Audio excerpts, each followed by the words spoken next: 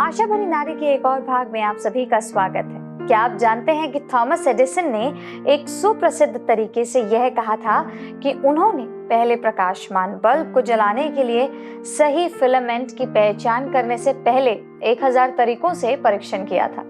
जैसा कि उन्होंने कहा, पहले 999 प्रयासों से वे सीख रहे थे। उन्होंने कभी हार नहीं मानी। फिर स्टीव जॉब्स हैं जिन्होंने एप्पल को कभी नहीं छोड़ा। अगर उन्होंने हार मान ली होती तो शायद आईफोन हमारे पास नहीं होता और हमारी पूरी दुनिया निश्चित रूप से अलग होती। जी हाँ, और नतानिया ये मत भूलिए कि J.K. राउलिंग की हैरी पॉटर सीरीज को लंदन के एक छोटे प्रकाशक द्वारा चुने जाने से पहले 12 प्रकाशकों ने एक लड़के चुड़ैल के बारे में किताब को अस्वीकार कर दिया था। मुझे लगता है कि हर नेता या निर्माता जो कुछ महान करता है उसे अपने प्रगति के कुछ बिंदुओं पर अपने उद्देश्य के लिए लगभग असंगत प्रतिबद्धता रखनी पड़ती है। उन्होंने बस खुद से कहा होगा, मैं हार नहीं मानूंगा। कई असंभव सपने संभव हो जाते हैं क्योंकि कोई बस हार मानने से इनकार कर देता है। तो जब हम दृढ़ संकल्प वाला शब्द सुनते हैं तो हमारे दिमाग में कौन आता है? मैं इसका उत्तर देना चाहूंगी, लेकिन दृढ़ संकल्प का क्या अर्थ है? एक ऑनलाइन शब्दकोश दृढ़ता को किसी काम को करते रहने के लिए संकल्प, दृढ़ता और हठी निश्चय के रूप में परिभाषित करता है।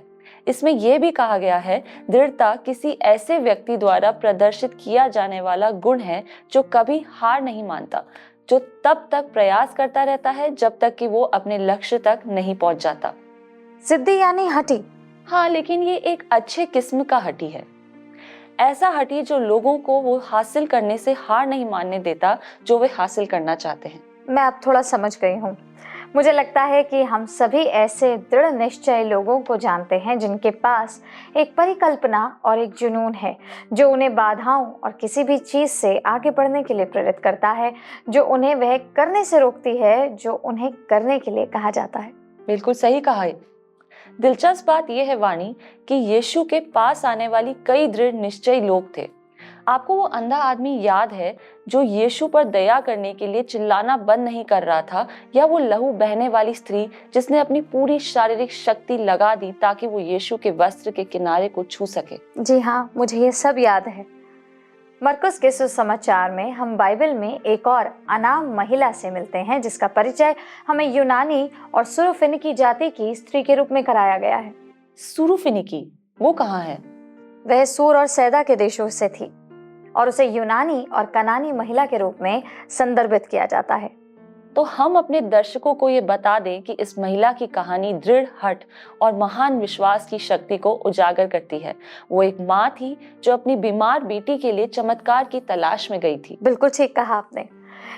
तो चलिए मरकुस 7:24 से 26 पढ़कर अपनी कहानी शुरू करते हैं। फिर वो वहां से उठकर सूर और सैदा के देशों में आया और एक घर में गया और चाहता था कि कोई न जाने, परंतु वो छिप न सका। और तुरंत एक स्त्री जिसकी छोटी बेटी में अशुद्ध आत्मा थी उसकी चर्चा सुनकर आई और उसके पांव में गिरी। यह यूनानी और सुरूफिनिकी जाति से थी। उसने उससे विनती की कि मेरी बेटी में से दुष्ट आत्मा निकाल दे। पहली बात जो हम जानते हैं वो ये है कि ये महिला यूनानी मूल की थी और इसने उसे यहूदियों के लिए जाति से बाहर कर दिया था। जी हाँ, और दूसरी बात जो हम यहाँ देखते हैं वो ये है कि इस माँ की बेटी में एक अशुद्ध आत्मा थी। मैं बस हमारा ध्यान हम माताओं की ओर आकर्षित करना चाहती हूँ। प्रत्येक माँ अपने एक बीमार बच्चे की देखभाल करने के साथ होने वाली चिंता और दबाव के बारे में गवाही दे सकती है। इसलिए इससे हमें इस माँ की पीड़ा और स्थिति को समझने में मदद मिलेगी। जी हाँ, उसकी बच्ची परेशान थी और उसे उसके लिए एक चमत्कारिक चंगाई की आवश्यकता थी। तो यीशु क्या करते हैं या क्या कहते हैं?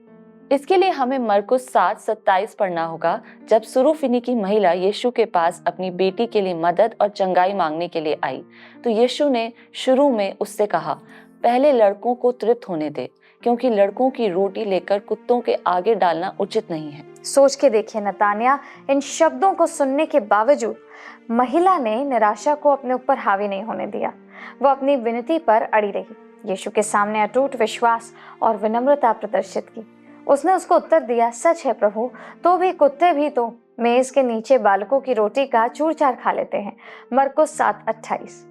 सुरूफिनिकी महिला के ये शब्द प्रार्थना में उसकी दृढ़ता और यीशु की क्षमता में उसके दृढ़ विश्वास को दर्शाते हैं जो वो अपनी बेटी के लिए चाहती थी।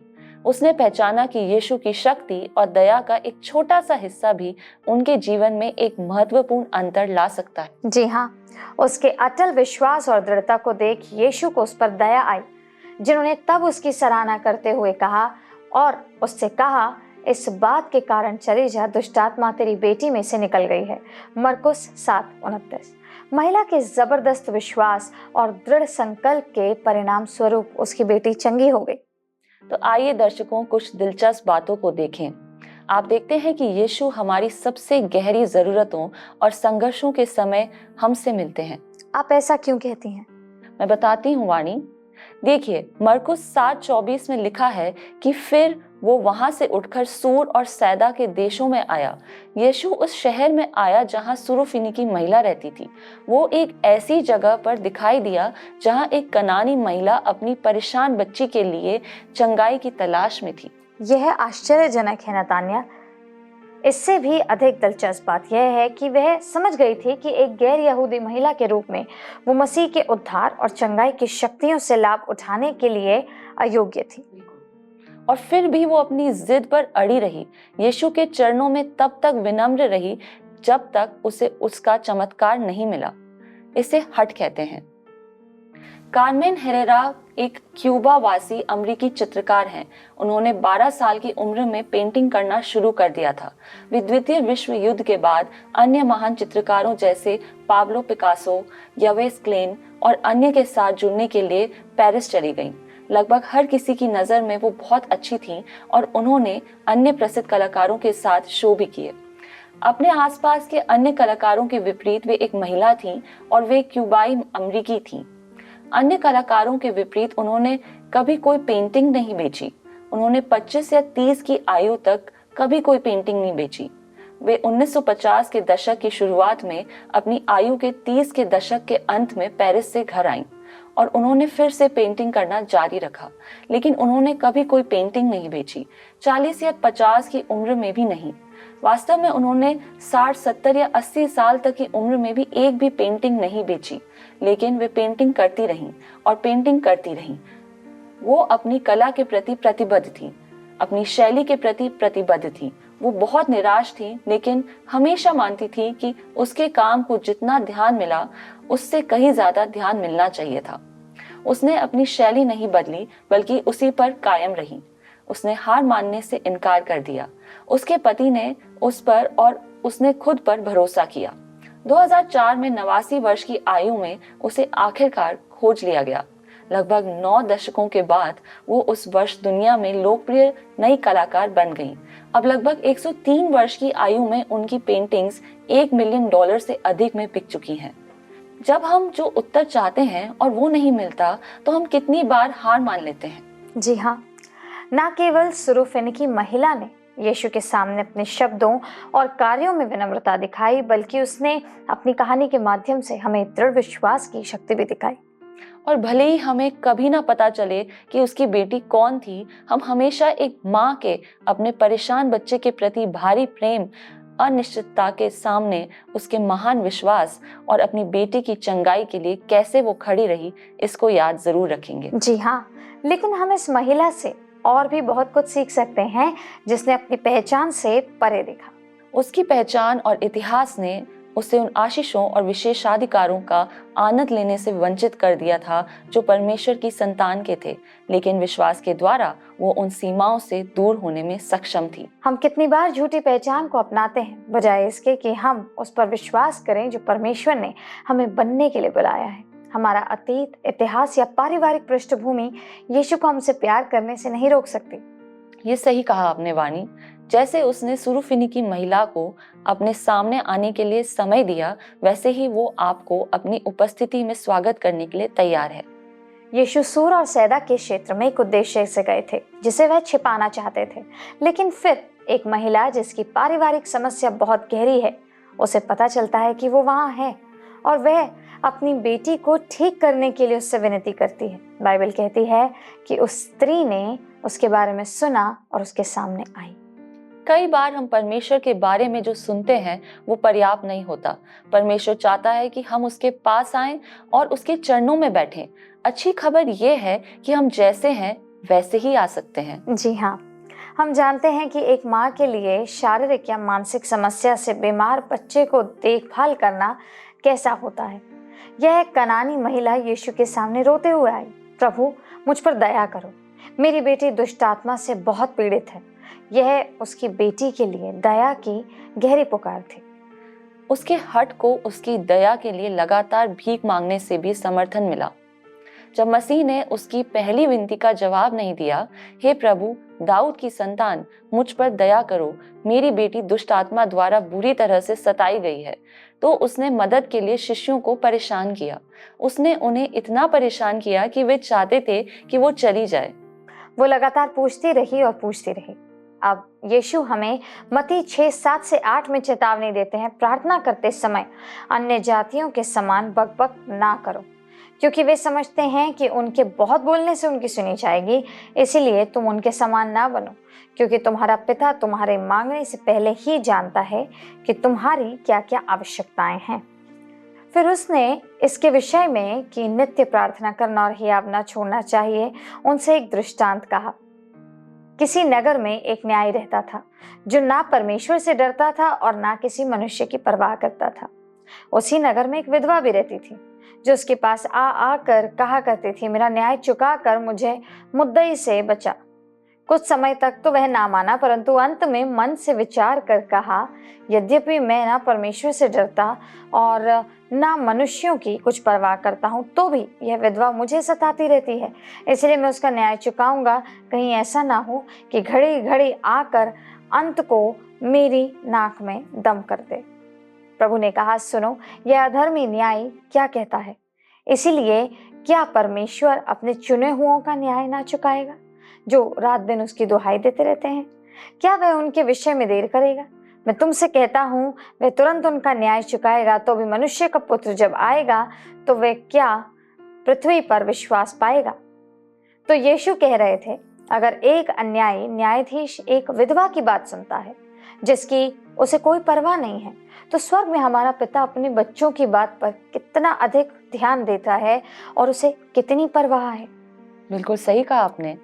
यहाँ हमें ये सीख मिलती है कि हमें हमेशा प्रार्थना करनी चाहिए और कभी हिम्मत नहीं हारनी चाहिए।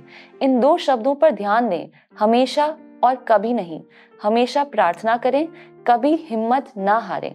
जब हम सभी निरंतर प्रार्थना करते हैं तो परमेश्वर प्रसन्न होते हैं। परमेश्वर लगातार प्रार्थना करने वाले योद्धा और आशावान विश्वासी की प्रशंसा करते हैं। दूसरे शब्दों में दर्शकों, प्रार्थना करना केवल प्रार्थना करने के बारे में नहीं है। प्रार्थना करना दृढ़ता और विश्वास के बारे में है।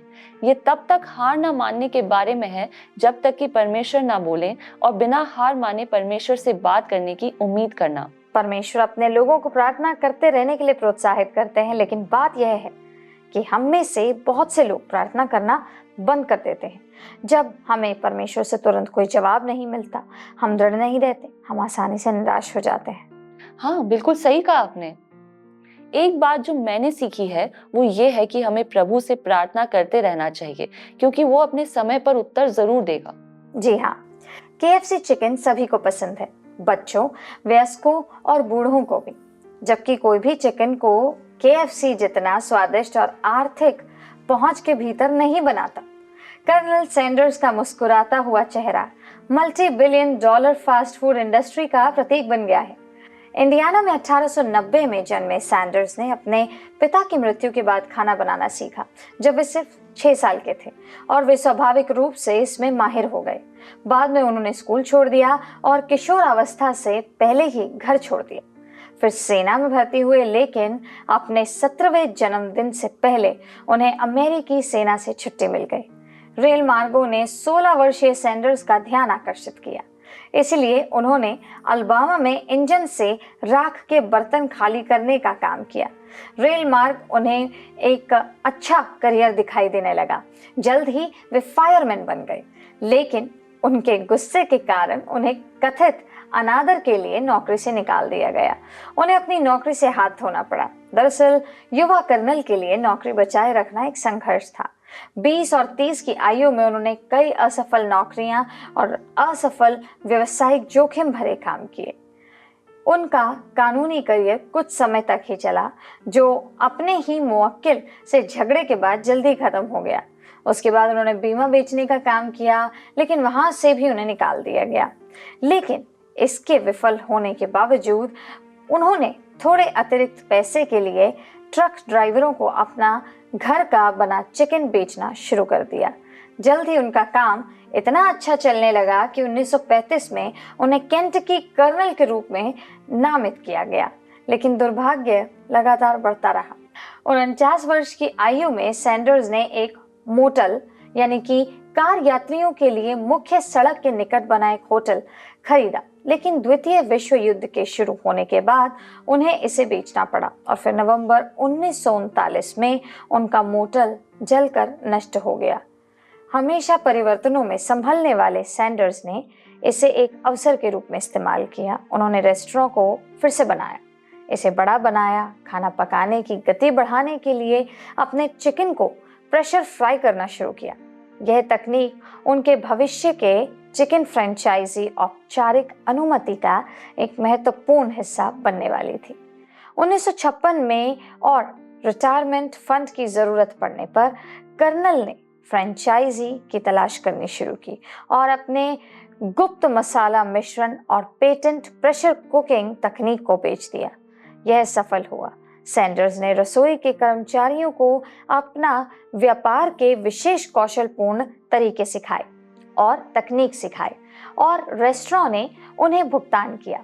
1963 तक और 66 वर्ष की आयु में सैंडर्स के पास 600 स्थान थे, जिनमें कनाडा, यूके, मेक्सिको और जमाइका में विदेशी फ्रेंचाइजी शामिल थी। व्यवसाय के लगातार मजबूत होने के साथ कर्नल ने जिम्मेदारियां छोड़ देने का फैसला किया।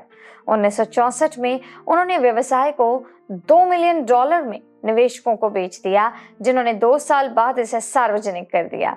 1970 तक केंटकी फ्राइड चिकन अब KFC के 48 देशों में 3000 रेस्टोरेंट थे।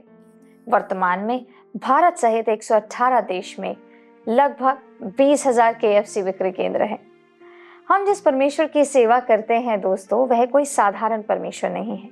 वह संसार का निर्माता और प्रभु है। वह हमारे पूरे सम्मान और प्रशंसा का हकदार है। फिर भी बहुत बार हम उसके सामने विनम्रता से नहीं आते हैं, बल्कि उसका अनुसरण करने के लिए मन में एक योजना लेकर आते हैं। हम उसके साथ एक जिनी जादुई शक्ति वाला या एक सेवक की तरह व्यवहार करते हैं, जिसे हमारी हर इच्छा पूरी करनी चाहिए। हमें उसके सामने खुद को विनम्र करना चाहिए और यह पहचानना चाहिए कि हम उससे जो प्राप्त कर रहे हैं वह अनुग्रह और दया है। परमेश्वर को हमारी बात सुनने की जरूरत नहीं है। परमेश्वर को हमें जवाब देने की जरूरत नहीं है। परमेश्वर को वह कुछ भी करने की जरूरत नहीं है जो हम उससे करने के लिए कहते हैं। वो हमारे लिए जो कुछ भी करता है, जी हाँ, वो हमारे लिए जो कुछ भी करता है वो हमारे लिए उसके प्यार के कारण करता है। इस सुरूफिनिकी स्त्री ने मसीह से नहीं कहा, तुम्हें मुझे रोटी देनी होगी।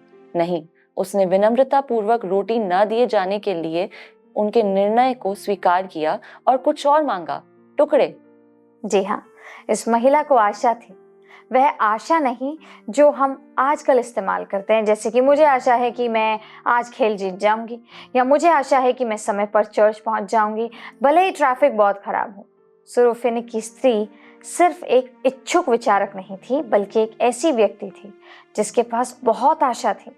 उसने अपनी उम्मीद यीशु मसीह पर रखी और इस बात पर भरोसा करते हुए कि वही उसकी समस्या का समाधान है। सुरूफिनिकी स्त्री चाहती थी कि यीशु उसकी बेटी को ठीक कर दें, ठीक उसी तरह जैसे कि सूबेदार अपने नौकर के लिए चंगाई चाहता था।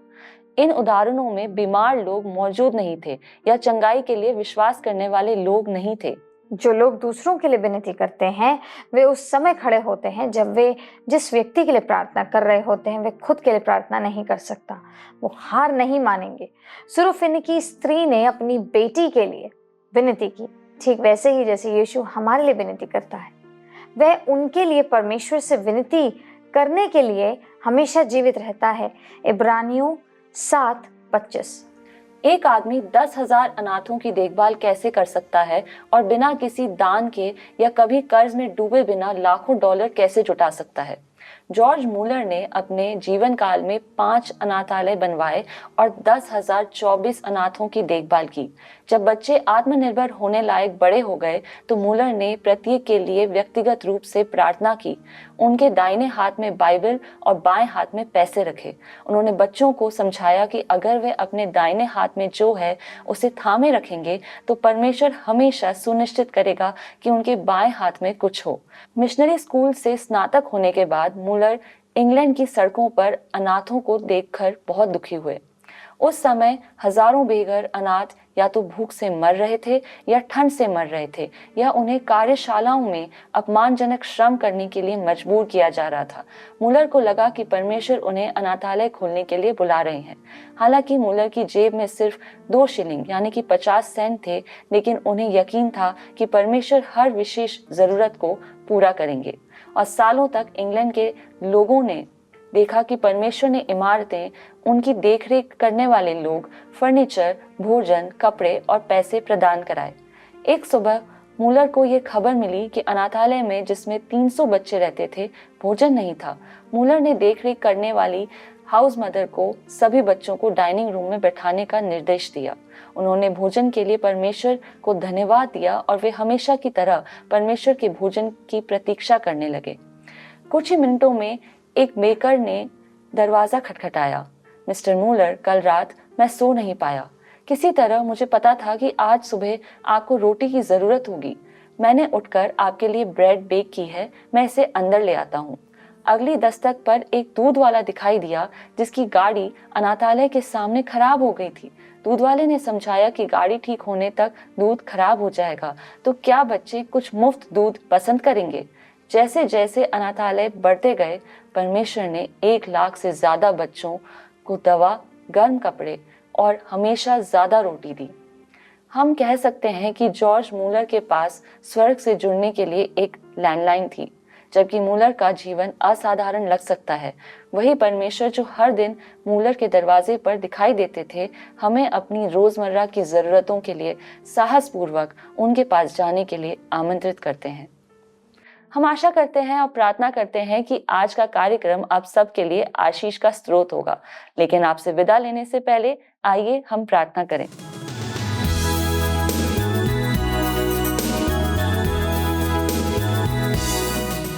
आइए प्रार्थना करें। अत्यंत महान, दयालु और करुणामय पिता परमेश्वर, आज के सुंदर कार्यक्रम का आपका धन्यवाद देते हैं। पिता परमेश्वर, हम मांगते हैं आज के इस वचन से जब हमने सीखा है कि हम कैसे हठता, दृढ़ता और नम्रता के साथ अगर आपके पास आते हैं अपने निवेदन को लेकर, तो आप हमारी उस निवेदन में को स्वीकार करते हैं और हमारी मदद करते हैं कि हम उस परिस्थिति से बाहर निकल सकें। प्रभु जी, हम मांगते हैं आज जब हम उस सुरूफिनी की महिला से सीखते हैं कि कैसे उसने अपनी बच्ची के लिए विश्वास किया कि परमेश्वर आप उस बच्ची को उस दुष्ट आत्मा से दूर कर सकते हैं, और प्रभु जी हम मांगते हैं वैसा ही विश्वास हम में से प्रत्येक के जीवन में दीजिए और होने दीजिए प्रभु कि हम आपके वचन के अनुसार और अपने विश्वास के बल पर उन सारे परिस्थितियों से बाहर निकलने वाले हो सके। पिता परमेश्वर, हम आपसे धन्यवाद देते हैं कि आपने सुंदर वचन को हमारे साथ बांटा है और साझा किया है, और हम आशा करते हैं कि हमें से प्रत्येक दर्शकों को इस वचन से प्रेरित होंगे और इस वचन के द्वारा अपने जीवन में बदलाव लाएंगे और आपके ऊपर विश्वास उनका और भी ज़्यादा दृढ़ होने वाला होगा। पिता परमेश्वर, हम मांगते हैं इन सारे दर्शकों के लिए जो आज हमारे साथ जुड़े हैं और इस सुंदर कार्यक्रम के लिए फिर से आपका धन्यवाद देते हैं। इस दुआ को हमारे उद्धारकर्ता प्रभु यीशु मसीह के नाम से मांगते हैं, आमीन।